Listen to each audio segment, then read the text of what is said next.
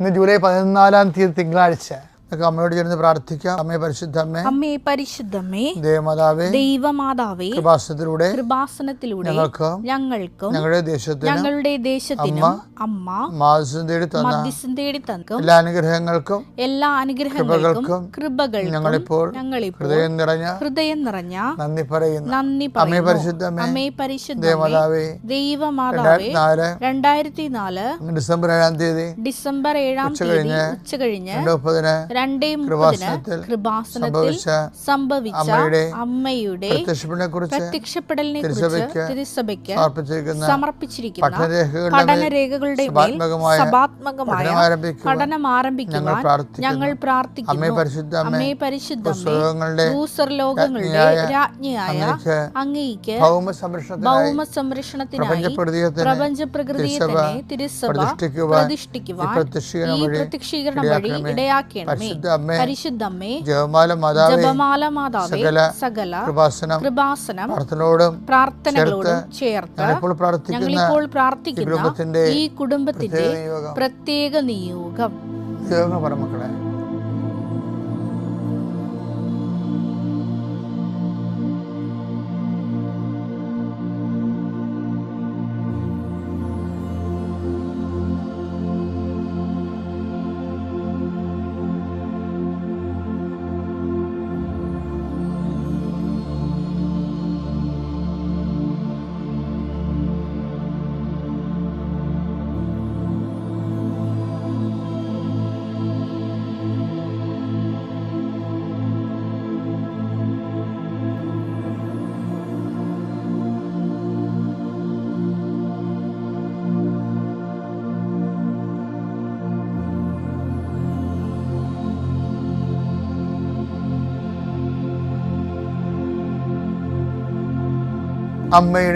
അമ്മയുടെ പ്രത്യക്ഷീകരണത്തിന്റെ ഈ അനുഗ്രഹവേളയിൽ ഞങ്ങൾക്ക് സാധിച്ചു തരുവാൻ കനിയണമേ. വിശ്വാസ പ്രമാണം.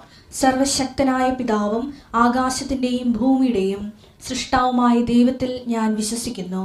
അവിടുത്തെ ഏകപുത്രനും ഞങ്ങളുടെ കർത്താവുമായ ഈശോമിശിഹായിലും ഞാൻ വിശ്വസിക്കുന്നു. ഈ പുത്രൻ പരിശുദ്ധാത്മാവിനാൽ ഗർഭസ്ഥനായി കന്യകാമറിയത്തിൽ നിന്ന് പിറന്ന് പൊന്തിയോസ് പീലാത്തോസിന്റെ കാലത്ത് പീഡകൾ സഹിച്ച് കുരിശിൽ തറയ്ക്കപ്പെട്ട് മരിച്ച് അടക്കപ്പെട്ട് പാതാളങ്ങളിൽ ഇറങ്ങി മരിച്ചവരുടെ ഇടയിൽ നിന്ന് 3-ാം നാൾ ഉയർത്ത് സ്വർഗത്തിലേക്ക് എഴുന്നള്ളി സർവശക്തിയുള്ള പിതാവായ ദൈവത്തിന്റെ വലതുഭാഗത്തിരിക്കുന്നു. അവിടെ നിന്ന് ജീവിക്കുന്നവരെയും മരിച്ചവരെയും വിധിക്കുവാൻ വരുമെന്നും ഞാൻ വിശ്വസിക്കുന്നു. പരിശുദ്ധാത്മാവിലും ഞാൻ വിശ്വസിക്കുന്നു. വിശുദ്ധ കത്തോലിക്കാ സഭയിലും പുണ്യവാന്മാരുടെ ഐക്യത്തിലും പാപങ്ങളുടെ മോചനത്തിലും ശരീരത്തിന്റെ ഉയർപ്പിലും നിത്യമായ ജീവിതത്തിലും ഞാൻ വിശ്വസിക്കുന്നു. ആമേൻ. സ്വർഗ്ഗസ്ഥനായ ഞങ്ങളുടെ പിതാവേ, അങ്ങയുടെ നാമം പൂജിതമാകണമേ. അങ്ങയുടെ രാജ്യം വരണമേ. അങ്ങയുടെ തിരുമനസ് സ്വർഗത്തിലെ പോലെ ഭൂമിയിലും ആകണമേ. അന്നു വേണ്ടുന്ന ആഹാരം ഇന്ന് ഞങ്ങൾക്ക് തരണമേ. ഞങ്ങളോട് തെറ്റ് ചെയ്യുന്നവരോട് ഞങ്ങൾ ക്ഷമിക്കുന്നത് പോലെ ഞങ്ങളുടെ തെറ്റുകൾ ഞങ്ങളോടും ക്ഷമിക്കണമേ. ഞങ്ങളെ പ്രലോഭനത്തിൽ ഉൾപ്പെടുത്തരുതേ, തിന്മയിൽ ഞങ്ങൾ രക്ഷിക്കണമേ. ആമേൻ. നന്മ നിറഞ്ഞ മറിയമേ, സ്വസ്തി. കർത്താവ് അങ്ങയുടെ കൂടെ സ്ത്രീകളിൽ അങ്ങ് അനുഗ്രഹിക്കപ്പെട്ടവളാകുന്നു. അങ്ങയുടെ ഉദരത്തിൻ ഫലമായി ഈശോ അനുഗ്രഹിക്കപ്പെട്ടവനാകുന്നു. പരിശുദ്ധ മറിയമേ, തമ്പുരാന്റെ അമ്മേ, പാപികളായ ഞങ്ങൾക്ക് വേണ്ടി ഇപ്പോഴും ഞങ്ങളുടെ മരണസമയത്തും തമ്പുരാനോട് അപേക്ഷിക്കണമേ. ആമേൻ. എൻ്റെ കർത്താവിൻ്റെ ഉന്നതമായ നാമത്തിൽ ഈ പ്രഭാതം നൽകി നന്ദി പറയുന്നു. ഓരോ 2 സെക്കൻഡ് ഓരോ മനുഷ്യർ മരിക്കുന്ന ഈ രാത്രിയുടെ യാമങ്ങളിൽ കോടികൾ മരിച്ചു മാറിയുമ്പോഴും നീ ജീവിച്ചിരിക്കുന്നു എന്നുള്ള സത്യം, ദൈവത്തിന് വേണ്ടി ജീവിക്കാൻ വേണ്ടിയുള്ള ദൈവവിളിയാണ് ഓരോ ദിവസവും. ദൈവവേദനെ, നിൻ്റെ കണ്ണുകളെ, നിൻ്റെ കാതുകളെ, നീ കാണുന്ന കാഴ്ചകളെ, ഇന്ന് കാണുന്ന കാഴ്ചകളെ, ഇന്ന് കേൾക്കുന്ന ശബ്ദങ്ങളെ, നീ സംസാരിക്കുന്ന സംസാരങ്ങളെ, കർത്താവ് ആകാത്ത കാഴ്ചയെന്നും വേണ്ടാത്ത കേൾവിയെന്നും കർത്താവ് നിന്നെ സംരക്ഷിക്കട്ടെ. എൻ്റെ കർത്താവിൻ്റെ ഉന്നതമായ നാമത്തിലെ സഭയുടെ അധികാരത്തിൽ കുരിശിൻ്റെ അടയാളത്തിൽ നിൻ്റെ കാൽച്ചുവടുകളെ കർത്താവ് അനുധാവനം ചെയ്യുകയും നിന്നെ സംരക്ഷിക്കുകയും ചെയ്യട്ടെ. ദൈവവേദനെ, നീ നടക്കേണ്ട വഴി നിൻ്റെ മുഖത്ത് നോക്കി ഞാൻ നിന്നെ ഉപദേശിക്കുക തള്ളി ചെയ്ത കർത്താവിൻ്റെ വചനത്തിൻ്റെ ശക്തിയാലും വാഗ്ദാനത്താലും നീ നടക്കേണ്ട വഴി കർത്താവ് നിശ്ചയിക്കുകയും നീ എത്തേണ്ടിടത്ത് നിന്നെ എത്തിക്കുകയും ചെയ്യട്ടെ എന്ന് പ്രാർത്ഥിക്കും. കടലിൽ സഞ്ചരിക്കുന്നവരുണ്ട്, ആകാശങ്ങളിൽ സഞ്ചരിക്കുന്നവരുണ്ട്, റോഡിൽ സഞ്ചരിക്കുന്നവരുണ്ട്. നീ സഞ്ചരിച്ച് നീ സുരക്ഷിതമായ ലക്ഷ്യങ്ങൾ എത്തിച്ചേരുന്നതിന് വേണ്ടി നിൻ്റെ കെറൂബുകളെ കൊണ്ട് കർത്താവ് നിന്നെ സംരക്ഷിക്കട്ടെ. പിതാവിൻ്റെയും പുത്രൻ്റെയും പരിശുദ്ധാത്മാവിൻ്റെയും നാമത്തിൽ ആമേൻ. എൻ്റെ പ്രിയപ്പെട്ടവരെ, ദൈവം ലോകത്തെ സൃഷ്ടിച്ചപ്പോഴേ ഓരോരുത്തരെയും പേര് ചൊല്ലി വിളിച്ചെന്നാണ് പറയണത്. ഇരുട്ടിനെ ഇരുട്ടെന്നും രാത്രി രാത്രിയെന്നും മൃഗത്തെ മൃഗമെന്നും ഇങ്ങനെ ഓരോന്നിൻ്റെ പേര് ചൊല്ലി വിളി. നാമം ദൈവം ഉണ്ടാക്കിയതാണ്. ആ നാമത്തിലാണ് നമ്മൾ അറിയപ്പെടുന്നത്. അതുകൊണ്ട് നാമത്തെ കീഴടക്കാൻ നാമത്തിനെ പറ്റത്തുള്ളൂ. Body grows by eating bodies. ശരീരം വളരണത് മറ്റ് ശരീരങ്ങളെ കഴിച്ചുകൊണ്ടാണ്. നമ്മൾ വളരണത് പച്ചക്കറിയും ചെടികളിലേക്ക് ശരീരം കഴിച്ചുകൊണ്ടല്ലേ. അതുപോലെ നാമത്തെ കീഴടക്കാൻ നാമത്തിനെ പറ്റത്തുള്ളൂ. അതാണ് ക്രിസ്തുവിൻ്റെ നാമം. ഫിലിപ്പി 2:9 എല്ലാ നാമങ്ങൾക്കും ഉപരിയായ നാമം നൽകുകയും ചെയ്തു.